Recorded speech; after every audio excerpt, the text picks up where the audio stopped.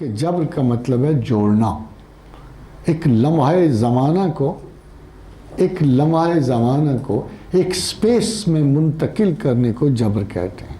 اس میں جبار کے تحت اللہ نے زمانے کو زمین کے ساتھ اس طرح کیا کہ فرض کیجئے یہ زمین ہے اور یہ وقت ہے، اس میں ہم سارے انسانوں کو اس نے اس مقام پہ جوڑا تاکہ کچھ سیکھیں، کچھ نہ سیکھیں، کچھ استہزاء کریں، کچھ غور کریں، کچھ نہ کریں، سب کو سلامتی ہو یا کسی کو کم ہو. تو اللہ تعالیٰ کی ججمنٹس جو ہیں، انر ججمنٹس، وہ اس بات پہ آئیں گی. اور جبار کا مطلب جوڑنے والا ہے اور قدر کا مطلب اندازہ کرنا ہے. تو قدر میں اللہ تعالیٰ انسان کے حوالے کچھ نہیں کر سکتا تھا، کیونکہ جب انسان کو پیدا کیا اس سے پہلے انسان کے اسباب، ان جنریشنز کے تمام طور طریقے، ان کی زندگیاں، ان کے کاروبار اس نے تخلیق کیے، اور کوئی انسان کچھ بھی نہیں کرتا سوائے اس کے کہ وہ اپنے نصیب تک پہنچتا ہے. مگر رسول اللہ صلی اللہ علیہ وسلم سے یہ سوال کیا گیا کہ یا رسول اللہ، اگر کوئی انسان کچھ بھی نہیں کرتا پھر ہم کیا کرتے ہیں؟ تو جبر و قدر کا جو بیسک کویسچن ہے وہ وہاں سے شروع ہوتا ہے، ہمارے بچپن سے، کہ نہ ہماری پیدائش ہمارے بس میں ہے، نہ ہمارا انجام ہمارے بس میں ہے. ہم پیدا ہوتے ہوئے نہ باپ چنتے ہیں، نہ ماں چنتے ہیں، نہ گھر چنتے ہیں، نہ رشتہ داری چنتے ہیں، نہ پیٹرن آف لائف چنتے ہیں. اگر قدر ہمارے پاس ہوتی تو ہم سب بل گیٹ کے گھر پیدا ہوتے، مگر ایسا نہیں. اسی طرح مرنے کے لیے زمین کا کوئی اطلاق نہیں ہے.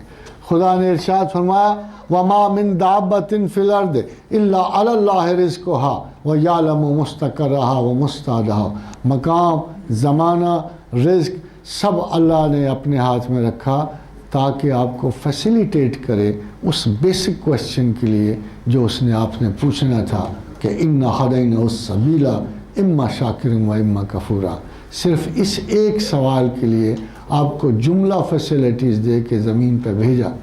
خواجین حضرات، اگر میں آپ کو کسی کو ایک کاغذ دوں اور کہو کہ لاہور پہنچانا ہے فلاں شخص کو، یہ پیسے بھی لے جاؤ، ٹائم بھی لے لو، چھٹی بھی لے لو، عیش و عشرت کے لیے ساز و سامان بھی لے جانا، فلم بھی جا کے دیکھ لینا، ہوٹل میں قیام کرنا، مگر کاغذ ڈیلیور کر دینا. اور آپ 3 دن کے بعد میرے پاس آؤ اور کہا بہت عیش فرمائی، بڑا خوبصورت شہر تھا، تمام ہسٹوریکل بلڈنگز دیکھی، 2 موویز بھی دیکھی، اور پھر میں فلاں گھر بھی چلا گیا، اور میں پوچھوں اور وہ پیپر سارے آئی کونٹ ڈیلیور.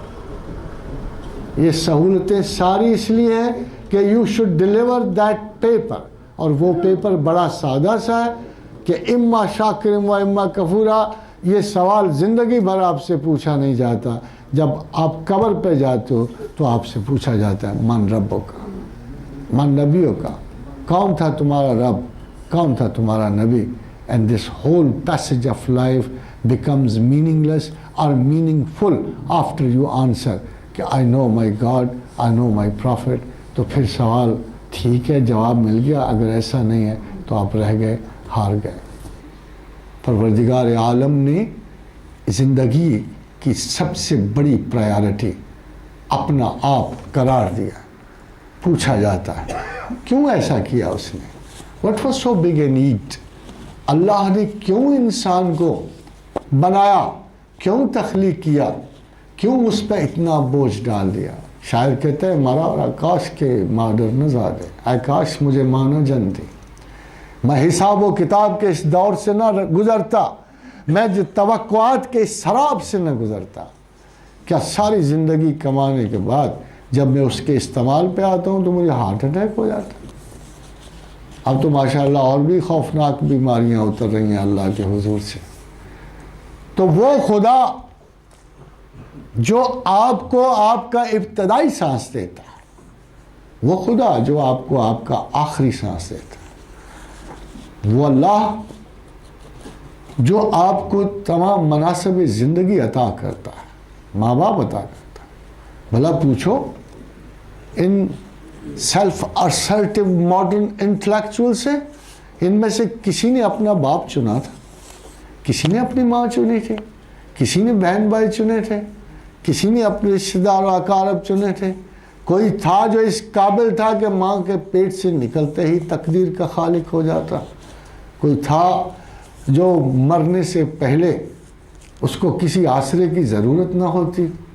پروردگار عالم کے حضور یہ دعویٰ، یہ خلاقیت کا دعویٰ، یہ دعویٰ کہ ہم مقدر ساز ہیں، یہ دعویٰ کہ تقدیر ہمارے بس میں ہے، یہ دعویٰ کہ 5 ایئر اور 10 ایئرز پلانز میں ہم نے دنیا کے نقشے بدل دینے ہیں۔ Are you so confident? Do you know کہ آپ کو اپنی انڈیویجول زندگی پہ کتنے اختیارات ہیں؟ مگر سچی بات یہ ہے کہ اللہ اس شخص کو نہیں سمجھا سکتا جس کے اور قرآن کے بیچ میں وہ خود آؤٹ بن جائے۔ اللہ کہتا ہے کہ میں منافق کے دل میں اور قرآن کے درمیان خود ہی آؤٹ بن جاتا ہوں۔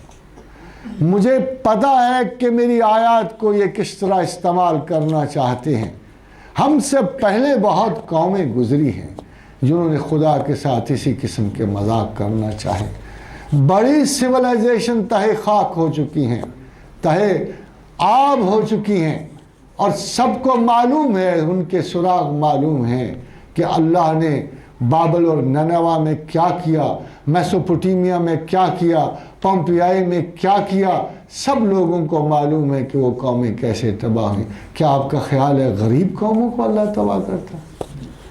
کیا آپ کا خیال ہے کہ مجروح قلب و پژمردہ اداس اور ڈپریسنٹ لوگوں کو تباہ کرتا ہے؟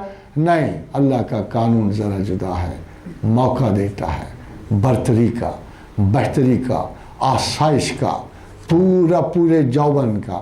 اللہ اپنے پیغمبر سے کہتا ہے، پیغمبر اگر ایک قدر مانے نہ ہو، اگر ایک مسئلہ مانے نہ ہو، تو میں اہل کفر کے در و دیوار چاندی کے کر دیتا، بلکہ سونے کے کر دیتا، مگر مجھے پتا ہے کہ مسلمان جل جل کے مر جائیں گے، حسد و کینہ سے ہی ختم ہو جائیں گے۔ اس نے کہا مگر تم میرا قانون نہیں جانتے، تمہیں پتہ نہیں میں قوموں کو کس وقت گرفت میں لیتا ہوں۔ وَكَمْ أَهْلَكْنَا مِنْ قَرْيَةٍ، میں تو قوموں کو اس وقت تباہ کرتا ہوں۔